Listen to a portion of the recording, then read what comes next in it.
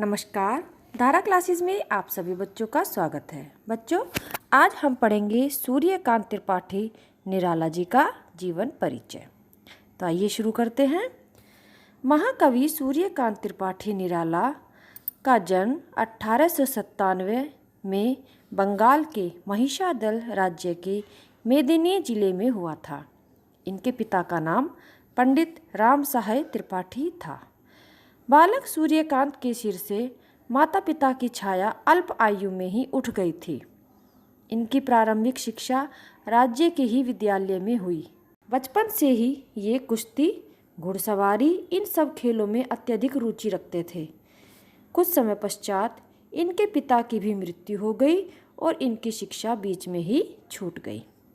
लेकिन इन्होंने घर पर ही संस्कृत, बांग्ला और अंग्रेजी का अध्ययन किया कि परिवार के भरण पोषण के लिए इन्होंने महिषादल राज्य में नौकरी की थी। हिंदी साहित्य का इन्हें अच्छा ज्ञान था। साथ ही भारतीय दर्शन में भी इनकी विशेष रुचि थी। इनका विवाह मनोहरा देवी से हुआ, लेकिन वह भी एक पुत्र और एक पुत्री को जन्म देकर स्वर्ग सिधार गई। ऐसे में इनका परिचय महावीर प्रसाद द्विवेदी से हुआ और उनके सहयोग से रामकृष्ण मिशन के पत्र समन्वय और मतवाला का संपादन किया। इसके 3 वर्ष पश्चात ये लखनऊ आ गए और गंगा पुस्तक माला का संपादन किया तथा सुधा नामक पत्रिका में संपादकीय लिखने लगे। इनकी आर्थिक स्थिति अत्यंत शोचनीय थी और स्वाभिमान अत्यधिक प्रबल, इसलिए सेवावृत्ति इन्हें रास नहीं आई और ये इलाहाबाद आ गए। आर्थिक स्थितियां विषम होने पर भी इनके हृदय में दीन दुखियों के प्रति दया और करुणा भरी थी। कुछ समय पश्चात इनकी पुत्री सरोज का भी देहांत हो गया। पुत्री के देहांत के बाद उसकी स्मृति में इन्होंने सरोज स्मृति नामक कविता की रचना की।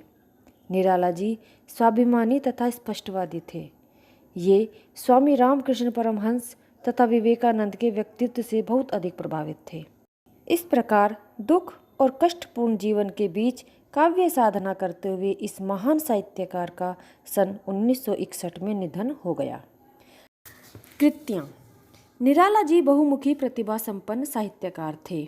इन्होंने कविता के अतिरिक्त उपन्यास, कहानियाँ, निबंध, आलोचना और संस्मरण भी लिखे। इनकी प्रमुख कृतियाँ निम्नलिखित हैं। Number 1 Ram ki Shakti Puja, number 2 Parimal, number 3 Gitika, number 4 Tulsidas, number 5 Anamika, number 6 Saroj Smriti, number 7 कथा साहित्य। इनकी कथा साहित्य कौन कौन से हैं?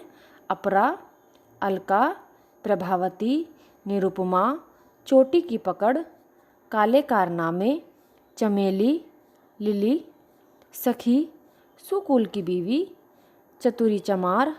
इसके अतिरिक्त तुलसीदास, कुकुरमुत्ता, अणिमा, नए पत्ते, बेला, अर्चना, आराधना, गीतकुंज आदि अन्य इनके काव्य संग्रह हैं। बस बच्चों, आज की वीडियो में इतना ही। धन्यवाद।